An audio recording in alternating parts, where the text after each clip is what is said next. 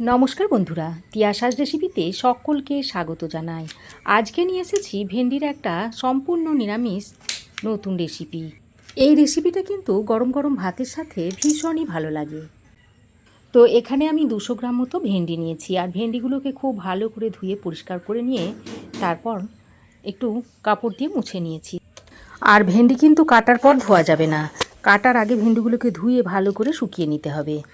এবার দেখুন ভেন্ডিগুলোকে আমি কিভাবে কেটে নিচ্ছি। ভেন্ডির মাথার দিক আর পিছন দিকটা কেটে ফেলে দিয়ে ভেন্ডিগুলোকে দুভাগে ভাগ করে নিচ্ছি।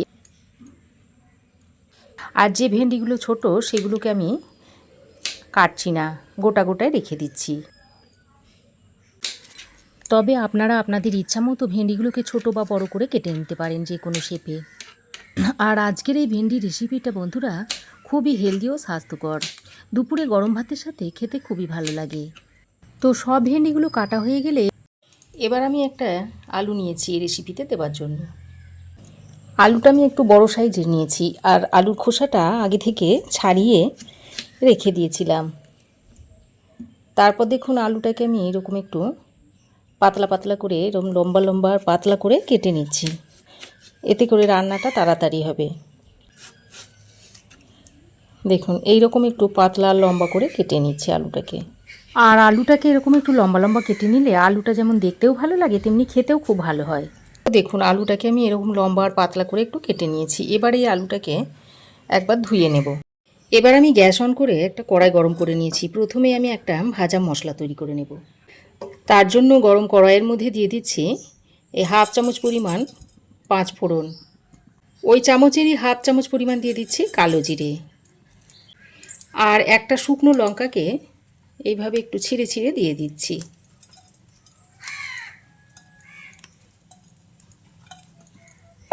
তারপর এই মশলাগুলোকে হালকা একটু ড্রাই রোস্ট করে নিচ্ছি। আপনারা ভাববেন যে 5 ফোড়নের মধ্যে কালো জিরে থাকা সত্ত্বেও আবারও কালো জিরে দেওয়া হলো কেন? হ্যাঁ বন্ধুরা, এই রেসিপিটাতে কালো জিরের পরিমাণটা একটু বেশি লাগবে, তাই আমি 5 ফোড়নে থাকা সত্ত্বেও আরও একটু কালো জিরে এখানে ব্যবহার করেছি। আর মশলাটা কিছুক্ষণ ভেজে নিয়ে এবার আমি এখানে একটা কারি পাতা নিয়েছি, সেই কারি পাতাগুলো এইভাবে দিয়ে দিচ্ছি। আর কারি পাতা যেহেতু খুব কম সময়ের মধ্যে ভাজা হয়ে যায়, তাই শেষের দিকে আমি কারি পাতাটা দিয়ে হালকা করে ভেজে নিয়ে নামিয়ে নেব। বন্ধুরা, এই মশলাটা তৈরি করে ঢ্যাঁড়সের মধ্যে দিলে ঢ্যাঁড়সের স্বাদ যে কী দুর্দান্ত হয় কি বলবো আপনাদের। আর দেখুন মশলাটা ভাজা হয়ে গেছে, এর থেকে যে কি সুন্দর একটা গন্ধ বেরোচ্ছে আপনারা তৈরি না করলে বুঝতেই পারবেন না। তো মশলাটা ভেজে নিয়ে আমি এখন এই মশলাটাকে একটা প্লেটের মধ্যে ঢেলে নিচ্ছি। তারপর এটাকে ঠান্ডা করে গুঁড়ো করে নেব। ভাজা মশলাটা নামিয়ে নিয়ে ওই কড়াইতে দিয়ে দিচ্ছি 1 চামচ পরিমাণ সর্ষের তেল। তো তেলটাকে খুব ভালো করে গরম করে নিতে হবে।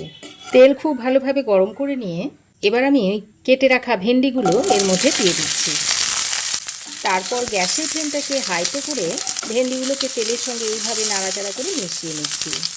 এইভাবে ভেন্ডিগুলোকে 2-3 মিনিট মতো একটু তেলের সঙ্গে ভেজে নিতে হবে।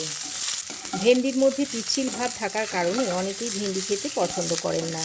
তো এই পদ্ধতিতে যদি ভেন্ডিটা তৈরি করে দেন তাহলে তারাও দেখবেন একদম আঙুল চেটে চেটে খাচ্ছে। আর এইভাবে যদি তেলের মধ্যে ভেন্ডিটাকে একটু ভেজে নেওয়া হয় তাহলে আর ভেন্ডির মধ্যে চিটচিটে ভাবটা থাকবে না। তবে ভেন্ডিটাকে খুব বেশি ভাজবো না, একটু হালকা করে ভেন্ডিটাকে ভেজে নেব। ভেন্ডির মধ্যে হালকা একটু কালার এসে গেলেই ভেন্ডিটাকে নামিয়ে নেব। তো দেখুন বন্ধুরা, ভেন্ডিটাকে এইরকম একটু হালকা কালার ধরিয়ে ভেজে নিয়েছি।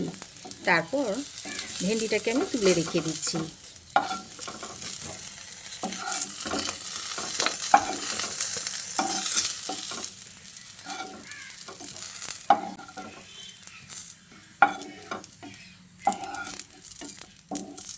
দেখুন এইরকম করে ভেন্ডিটাকে তেলে একটু নেড়ে চেড়ে নিতে হবে। ভেন্ডিটা নামিয়ে নিয়ে আবার আমি কড়াইয়ের মধ্যে দিয়ে দিচ্ছি এই ছোটো চামচের 1 চামচ পরিমাণ সর্ষের তেল। বেশি তেল লাগবে না, এই 1 চামচ তেলেই রান্নাটা হয়ে যাবে। ফোড়নে তেলের মধ্যে দিয়ে দিচ্ছি একটা ফাটিয়ে নেওয়া শুকনো লঙ্কা, আর দিয়ে দিচ্ছি হাফ চামচ পরিমাণ 5 ফোড়ন। এবার শুকনো লঙ্কা আর 5 ফোড়নটাকে হালকা করে মিশিয়ে নিয়ে এর মধ্যে কেটে ধুয়ে রাখা আলুটা দিয়ে দিলাম।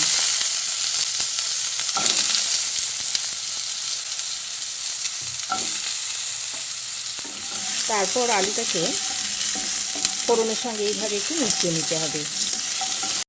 আর আলু যেহেতু সেদ্ধ হতে বেশি সময় লাগে, তাই এখানে অল্প পরিমাণে একটু নুন দিয়ে দিলাম, যাতে তাড়াতাড়ি সেদ্ধ হয়ে যায়। নুনটা দিয়ে আবারও ভালো করে মিশিয়ে নিচ্ছি। আমি এখানে হলুদ দিচ্ছি না, শুধু নুন দিয়েই আলুটাকে ভেজে নেব। আর যাতে আলুটা তাড়াতাড়ি নরম হয়ে যায়, সেজন্য একটু এইভাবে ঢাকা দিয়ে দিয়ে আলুটাকে কিছুক্ষণ ভেজে নেব। ততক্ষণে আমি ওই যে ভাজা মশলাটা ভেজে রেখে দিয়েছিলাম সেটা নিয়ে নিয়েছি। তারপর এটাকে শিলনোড়া করে এইভাবে একটু গুঁড়ো করে নিচ্ছি। তো দেখুন, ঠিক এই রকম করে একটু গুঁড়ো করে নিয়েছি। এদিকে দেখুন, আলুটাকে আমি ঢাকা দিয়ে 2 মিনিট মতো লো ফ্লেমে রেখে দিয়েছিলাম। আর দেখুন, আলুর গায়ে সুন্দর একটা ভাজা ভাজা রং ধরে গেছে। এবার আমি এর মধ্যে দিয়ে দিচ্ছি অল্প পরিমাণে একটু হলুদের গুঁড়ো, 1/4 চামচ মতো দিয়ে দিচ্ছি জিরের গুঁড়ো, আর 1/4 চামচ মতো দিয়ে দিচ্ছি ধনে গুঁড়ো।